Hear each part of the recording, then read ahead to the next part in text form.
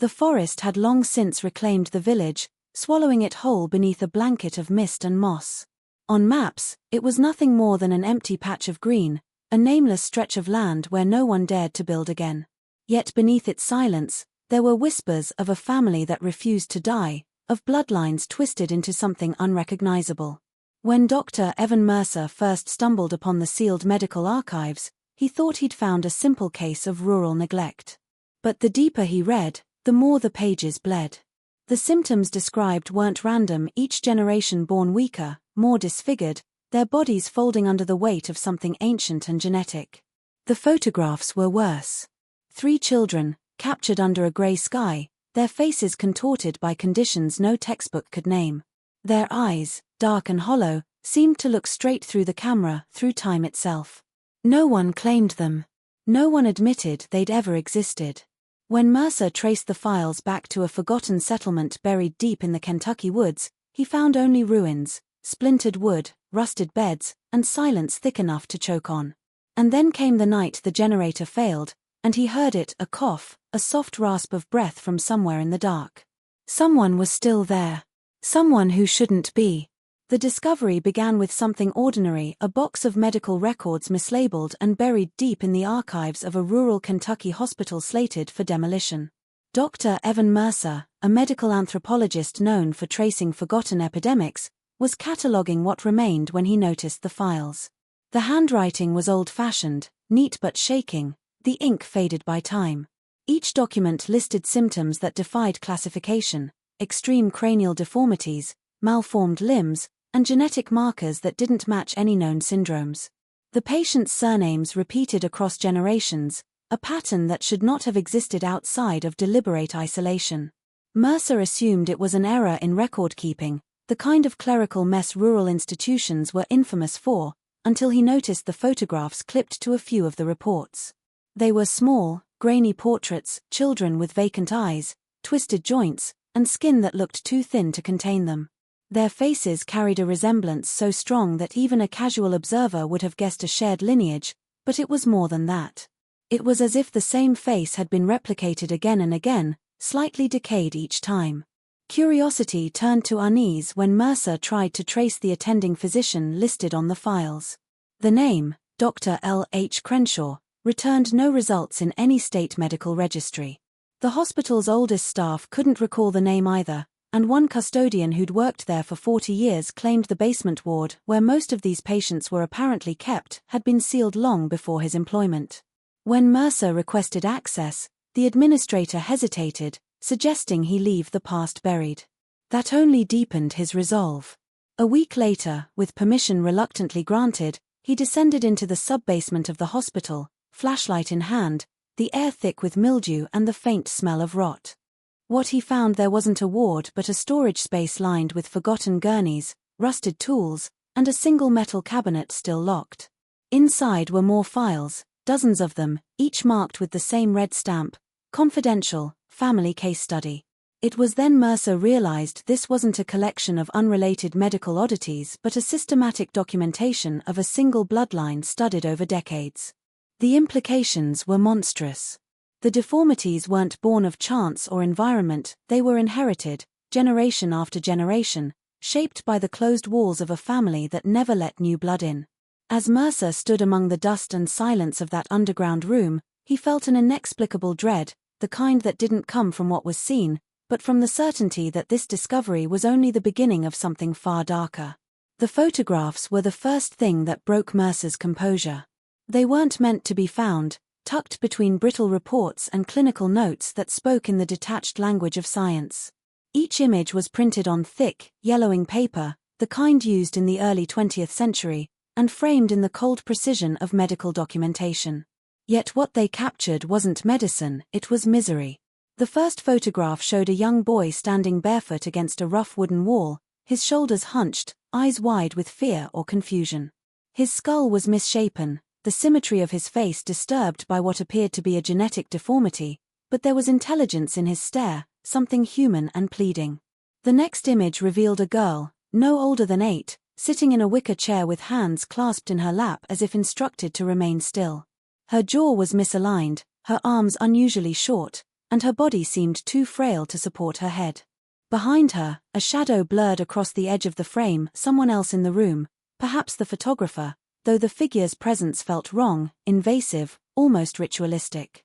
Mercer studied each photo under the harsh light of his desk lamp, noticing the same backdrop in every shot, a makeshift studio with peeling walls and uneven floorboards. The children, though varying in age, all looked related, sharing the same deep-set eyes, the same shape of nose, the same subtle asymmetry of the mouth. They were from the same family, perhaps even the same generation, and the repetition of physical anomalies suggested something far more sinister than coincidence. Every image carried a number in the corner but no names, no dates, just a pattern of silent suffering. What unsettled Mercer most wasn't the deformities themselves, but the expression each child wore, a quiet awareness, as if they understood what their condition meant, as if they had been told they were different, unworthy, unfixable. When Mercer compared the photographs with the hospital's census records, he discovered another layer of unease. None of the children existed on paper. Their births were unregistered, their deaths unrecorded. It was as if the institution had gone to great lengths to erase their identities while preserving their images for study. The camera, it seemed, had been their only witness. Late one night, as he enlarged one of the photos for closer inspection, he noticed something in the background that had gone unseen before: a second child, half hidden behind a curtain, eyes glinting in the dark. The composition was too deliberate to be accidental, as though whoever took the photographs had wanted to ensure every generation, every deformity, every failure of blood was documented. The realization left Mercer cold.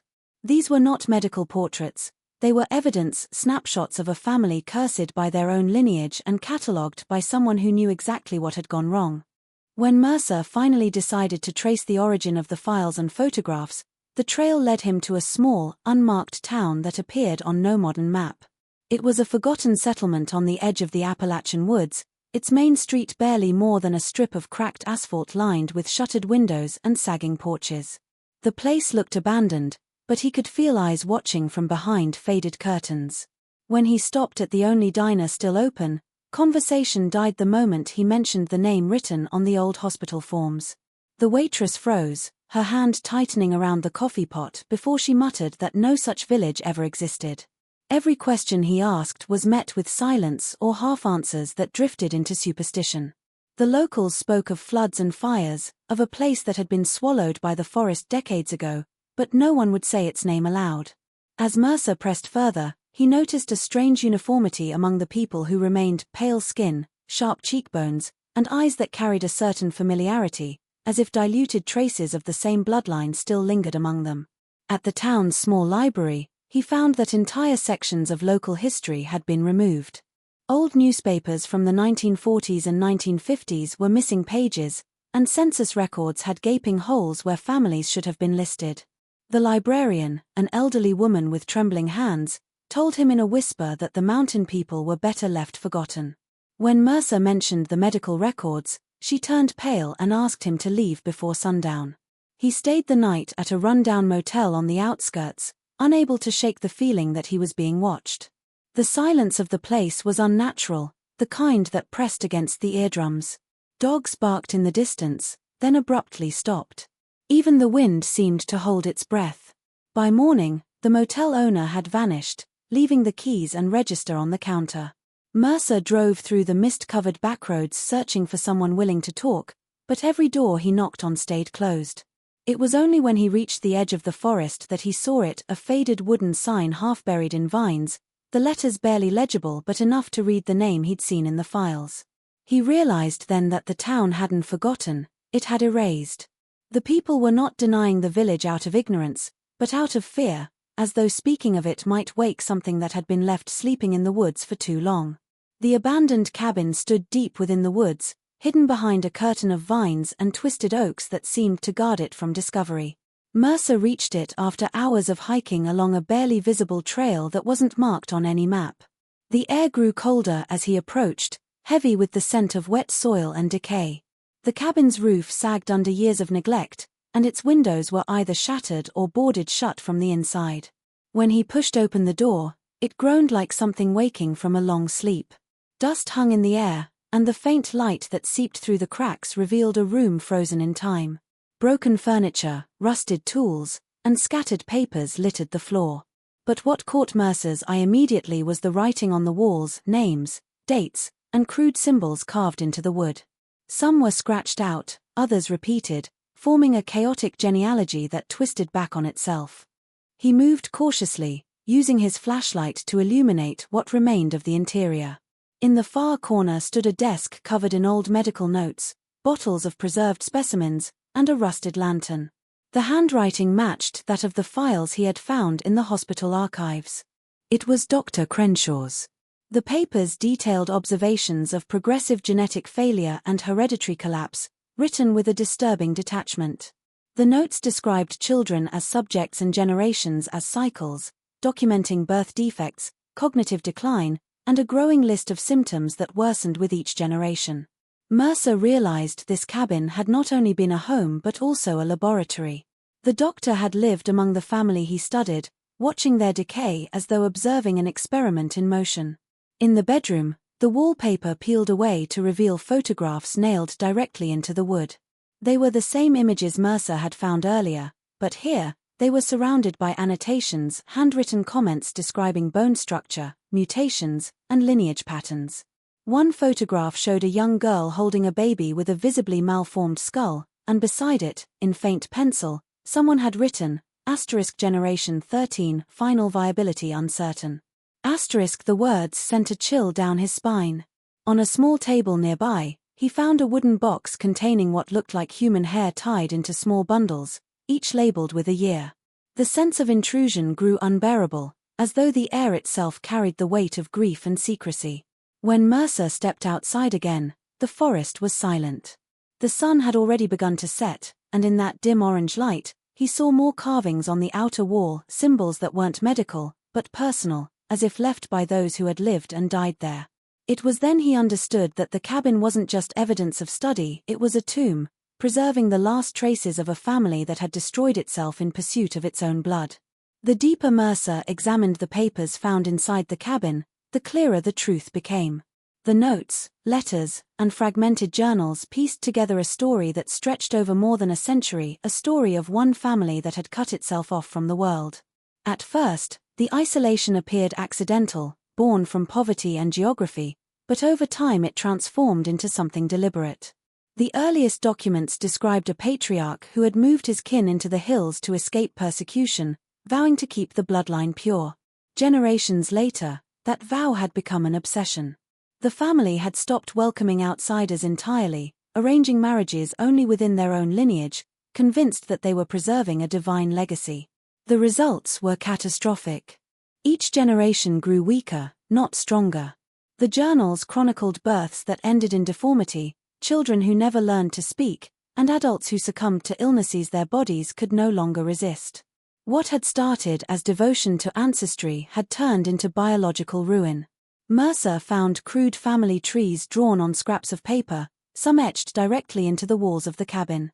The branches looped back on themselves, names repeated across decades, creating an impossible web of connections that blurred the lines between siblings, parents, and cousins. Every name had a note beside it: cleft, limp, stillborn, blind. As he read through the pages, Mercer began to feel as if he were witnessing a slow collapse, not just of a family, but of humanity itself when trapped inside its own reflection.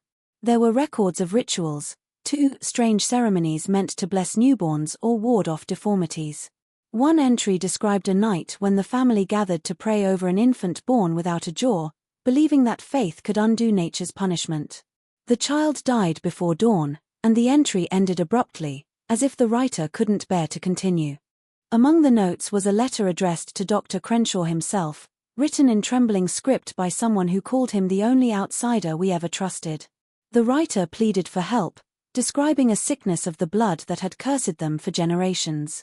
It confirmed that the doctor hadn't discovered the family by chance, he had been summoned. But instead of saving them, he had documented their decay with scientific fascination. Mercer realized that the family's downfall wasn't only a product of genetics but of belief, the conviction that blood could remain untouched by the outside world without consequence.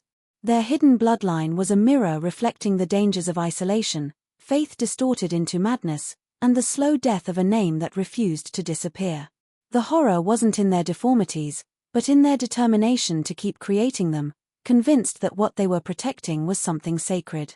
Behind the cabin, Mercer discovered a path half swallowed by roots and weeds, leading deeper into the trees.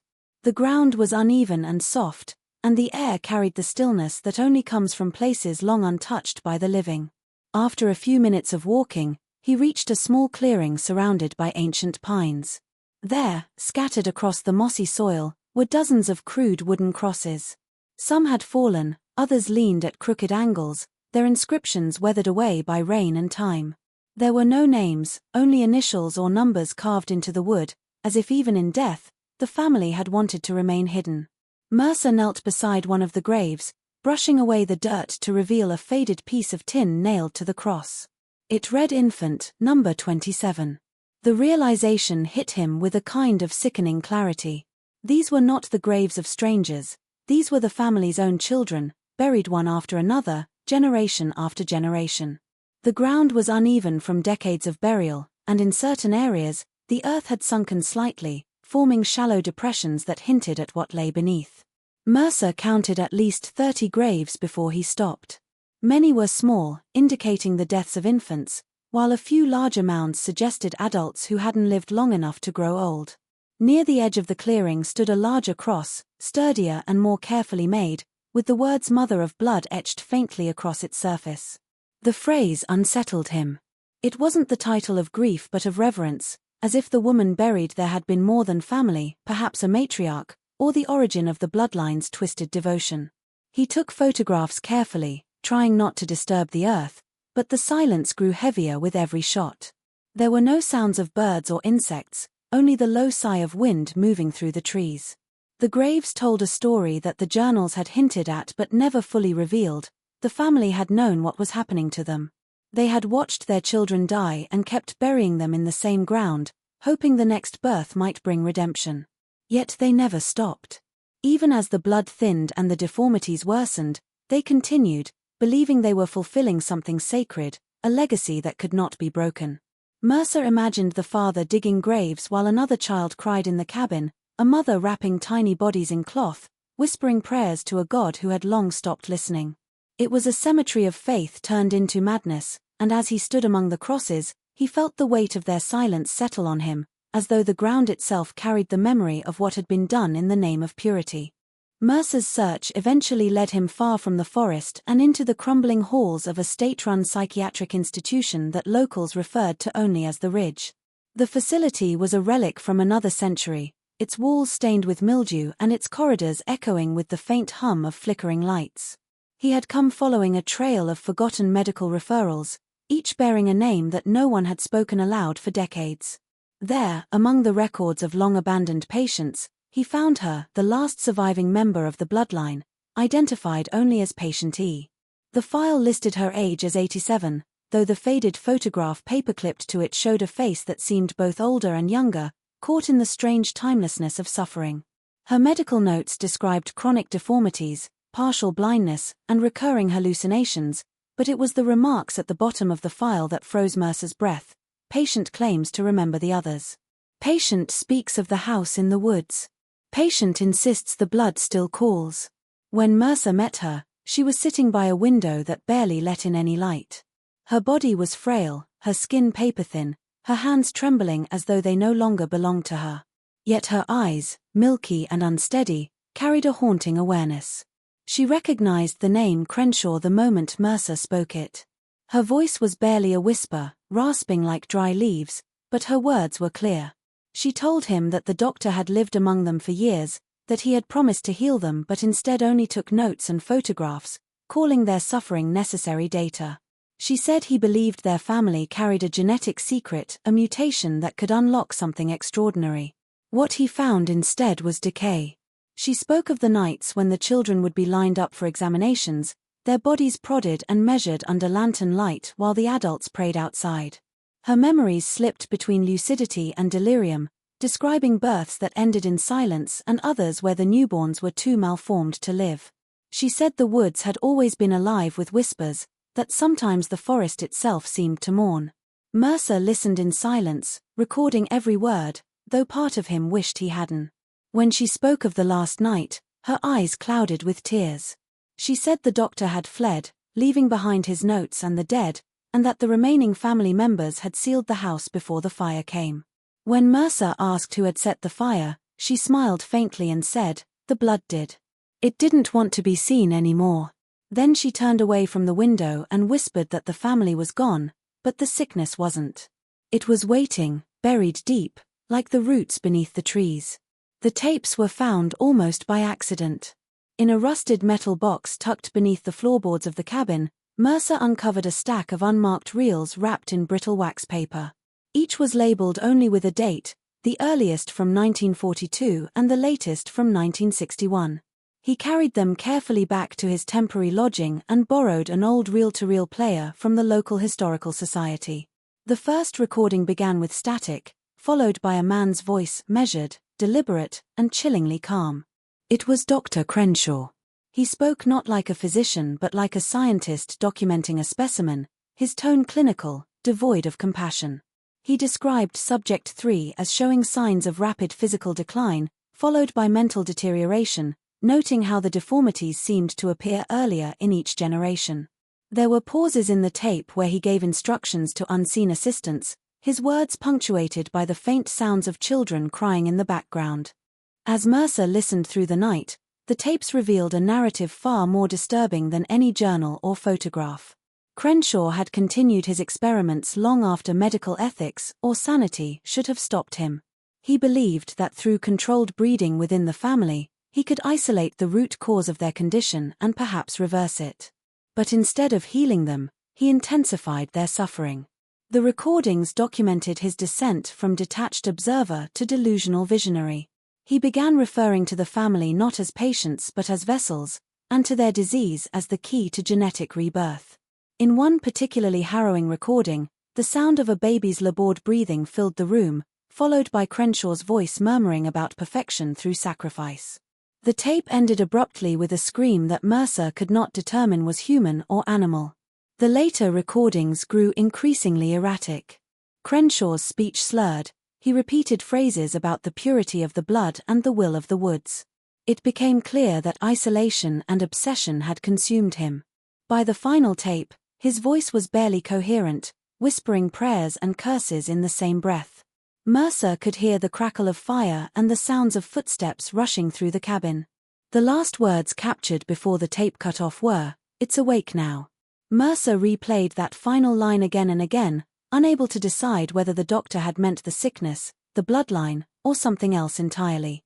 The tapes were more than evidence, they were confessions of a man who had blurred the line between science and madness, documenting a tragedy he had not merely observed but helped create. As Mercer sat in the dim light, the static still whispering from the machine, he realized that whatever had destroyed that family had first taken root in the mind of the man who claimed he could save them. Mercer's work on the case had grown into an obsession. After listening to the tapes and cataloging every document, he submitted several biological samples he'd found at the site, fragments of bone, hair, and dried blood, to a private genetics lab under false credentials. What he received weeks later shattered any sense of detachment he had left. The DNA results confirmed that the genetic disorder haunting the family wasn't confined to history. Its markers existed in several living individuals across nearby towns. The samples matched with residents who had no knowledge of their ancestry, ordinary people working in shops, schools, and farms scattered across the Appalachian foothills. The bloodline hadn't ended, it had dispersed. At some point, perhaps after the fire, a few survivors must have escaped the woods, mingling quietly into the outer world, hiding their origins beneath new names and marriages. But the sickness had not disappeared. It had diluted, softened, waiting patiently in the veins of those who never knew they carried it. The lab report contained another disturbing revelation. The genetic mutation identified wasn't a known syndrome, it showed signs of deliberate modification, as if someone had attempted to alter it generations ago. Mercer thought of Crenshaw's recordings, the talk of rebirth and controlled breeding. The doctor had not merely studied the family, he had interfered with them, experimenting with their reproduction under the guise of medicine. It explained why the later generations grew weaker, why the deformities became unpredictable. Crenshaw's attempts to purify the blood had instead rewritten it, embedding instability into their very DNA. Mercer stared at the graphs and sequence patterns until his eyes blurred, realizing the monstrous scale of what had been done. This wasn't just a family tragedy, it was a human experiment that had escaped into the world. Driven by a mix of horror and responsibility, Mercer tracked down a few of the names linked by the DNA registry. Most refused to speak with him, dismissing his claims as absurd. But one woman, a middle-aged teacher from a nearby town, agreed to meet. She had never heard of the family, yet when Mercer showed her a faded photograph from the cabin, she went silent. Her face bore the same subtle asymmetry, the same hollow look in the eyes that ran through every image he had collected. When he told her the truth, she laughed at first, then began to tremble. She said she often dreamed of a house she'd never seen, a burning forest, and children whispering in the dark. Mercer realized that memory wasn't the only thing inherited somewhere deep within the blood, the past still lived. The sickness had changed shape, but it hadn't died. It had simply learned to survive. By the time Mercer prepared his final report, the story had grown too large and too dangerous to contain. He had gathered everything, photographs, recordings, medical records, and DNA results into a single encrypted file. The findings, if made public, would not only expose the crimes committed by Dr. Crenshaw but also implicate modern institutions that had unknowingly harbored the descendants of his experiments. He sent early drafts to colleagues and submitted a proposal to a medical ethics board, but within days, strange things began to happen. The email confirmations vanished, his digital files became corrupted, and when he tried to access the lab's online database, it returned an error message claiming the samples never existed. Even the physical evidence began to disappear. The cabinet in which he had stored the old photographs was found emptied, its lock broken but nothing else disturbed. Mercer suspected a break-in, yet the security footage from the night before had been wiped clean. He contacted the lab technician who had processed the genetic tests, but she refused to meet, insisting that she had been ordered to destroy all related materials. When he pressed for answers, she hung up, leaving only a trembling breath before the line went dead. The more Mercer tried to retrieve what he had found, the more resistance he met from officials, from institutions, even from people he thought he could trust. It was as though the story itself was being erased in real time. When he returned to the forest, hoping to revisit the cabin for anything he might have missed, he found only ashes. The trees around the site were scorched, and the earth was blackened, still carrying the faint scent of smoke. There was no sign of the structure or the graves behind it.